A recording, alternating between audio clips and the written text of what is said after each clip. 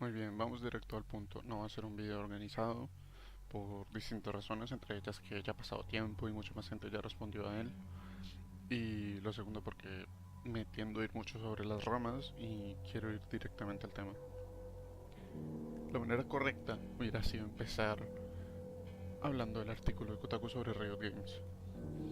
Primero que todo porque los ejemplos de Peach y Zelda están completamente fuera de lugar. Vienen de una época mucho más antigua que no corresponde. Y segundo, y creo yo más importante, Riot Games es la desarrolladora de uno de los juegos que ha definido los últimos 10 años. Ya no solo como videojuego, sino también como eSport, como una escena que está creciendo y que se ha desarrollado desde estos últimos 10 años, que tuvo una explosión que jamás se había visto hasta entonces y es lo que ha permitido a muchísimos otros juegos competitivos llegar a la escena.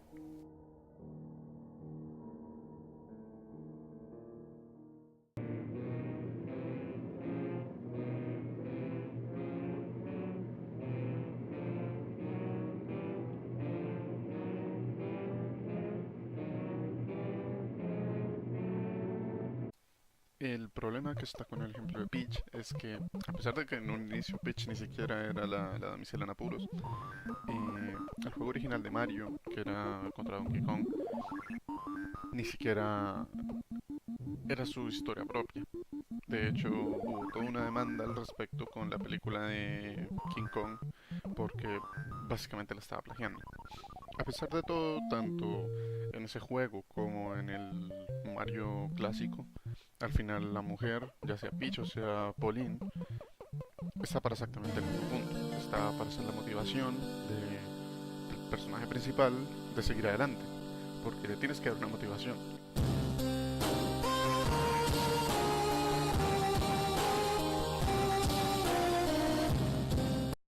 El tema es que, si no mal recuerdo, las palabras exactas es que Peach y Zelda no son artífices de su propio destino. El tema es que por un lado tienes a Mario, que no tiene boca porque no se le podía hacer y por eso es que lleva un bigote.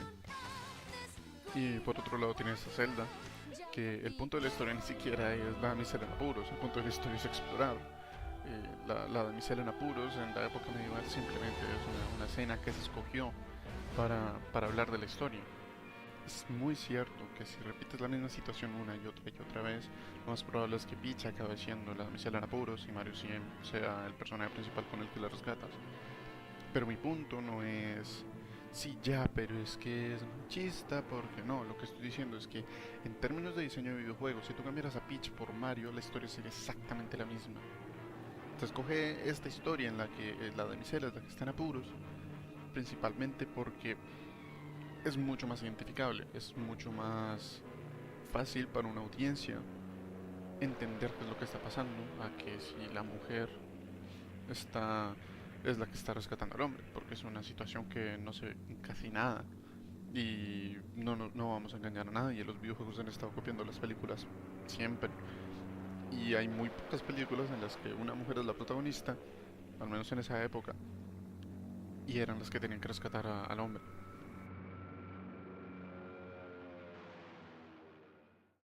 Ahora, quisiera comparar un poco Mario y Zelda, porque, pues, por un lado son los dos ejemplos que se dieron, pero por el otro quiero hablar sobre un tema en específico de ello.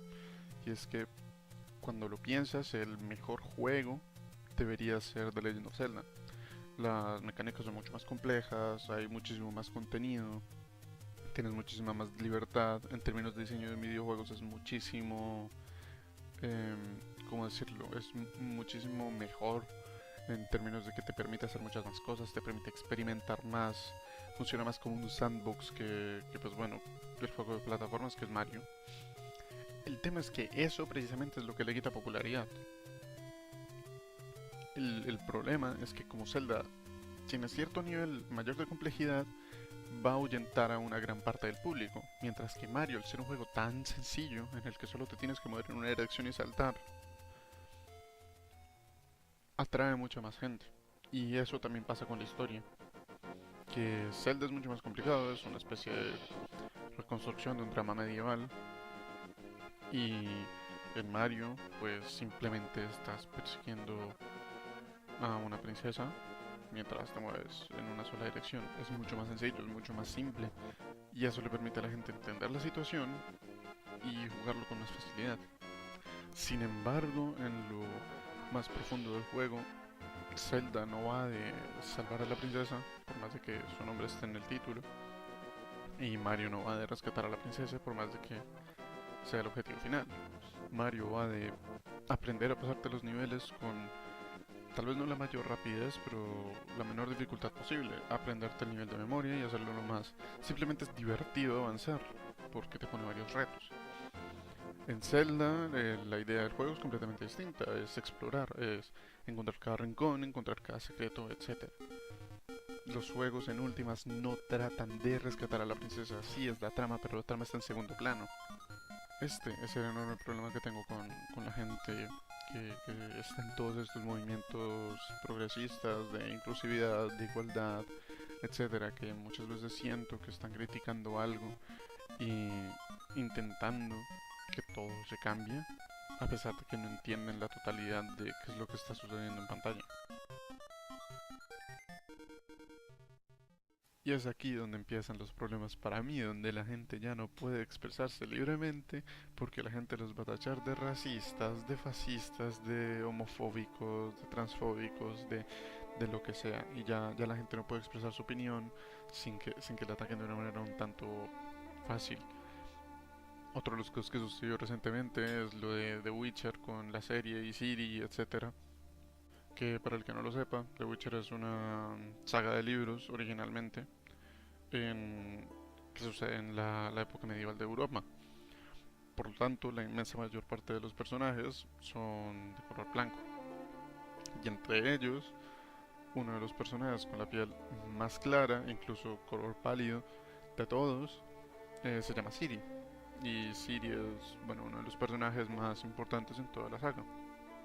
Y Netflix, pues al menos se filtró la noticia de que Netflix está buscando una protagonista no blanca para, para interpretar el personaje.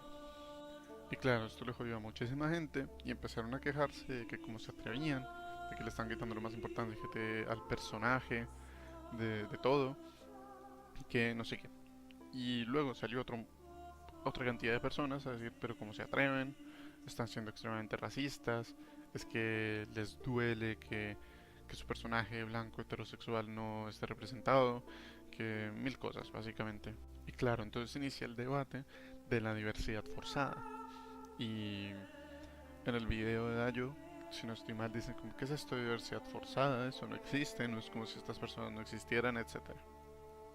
Pues a lo que la gente se refiere con diversidad forzada es principalmente que es una decisión que no se toma desde la parte de desarrollo, sino por lo general viene de más arriba y generalmente tiene un fin de marketing, que es muy bien, queremos vender más, queremos ser aceptados más fácilmente. Entonces, por lo tanto, vamos a utilizar X personaje que representa X colectivo. Así nos van a poner como que somos una película inclusiva y nos vamos a llevar una película, un videojuego, lo que sea, más inclusivo y así nos vamos a llevar mejores críticas. Y claro, por un lado tampoco se puede olvidar que a pesar de esto de ser cosas un tanto artísticas, por otro lado siguen siendo un producto que se tiene que vender. Así que la productora siempre se va a preocupar en un lado de las ventas y del marketing y va a cambiar ciertas cosas que le ayuden a eso. Es precisamente eso por lo que Disney intenta pasar todo por este filtro y que todo quede para niños, porque los niños son su audiencia. A pesar de todo, yo siento que un buen director no, digamos, no se va a sentir limitado por lo que le imponga la productora, sino que va a hacer funcionar todo alrededor de eso. Si le dicen, bueno, pues nuestro personaje principal tiene que ser negra, musulmana y bisexual, como creo que dicen en el video, algo así. Pues un buen director lo que va a hacer es lograr construir la historia alrededor de eso, sin que eso se vuelva un problema. El problema es que no todos los directores son buenos, o puede que sean buenos, pero no tengan tanta experiencia como para lograr sacarlo adelante como se los imponen. Y esto muchas veces resulta en obras un tanto mediocres. No hay nada que hacer al respecto. Sin embargo, creo que es una evolución que va a tener que pasar. Es, es algo por lo que va a pasar al medio, es algo por lo que se va a aprender. En el futuro muy probablemente se enseñen las clases y poco a poco se verá mejor, como se ha ido en general con absolutamente todo. Pero es que ese es mi problema fundamental con toda esta gente. Que la gente se empieza a quejar y a quejar y a quejar de todas las decisiones y lo único que logran es en vez de un cambio hacia lo que ellos quieren, crear un cambio hacia todo lo contrario. Y pues es normal porque empujan tanto a la persona que la persona al final decide llevarle la contraria, a pesar de que no sea lo que quieren originalmente. Es por eso que cada vez sale más gente con ideas completamente distintas a los que tienen la gente que defiende estos colectivos. Es por eso que canales como el de Un Tío Blanco Hetero han tenido tanto éxito, porque en ese momento habían muy pocas personas que pues lo hicieran con tanta calidad como lo hacía él, de hablar de ciertos temas en el espectro, en el lado opuesto del espectro sobre todas estas situaciones. Y podría quedarme hablando horas y horas de cómo esta polarización de opiniones es de lo peor que puede existir y que es lo que define un poco Internet y demás. Pero la verdad es que paso, porque primero no me siento muy motivado al respecto y segundo sé que nadie lo va a querer ver, así que dejémoslo ahí simplemente. Y este es el único mensaje que quisiera que le llegue a Dayo. Si en verdad vas a criticar a Mario y a Zelda por tener una miscelánea Purus en la historia, espero que te hayas hecho la misma pregunta sobre Shadow of the Colossus, porque al fin y al cabo también hay una damisela en Apurus en la historia, la que tienes que rescatar, ¿no es así?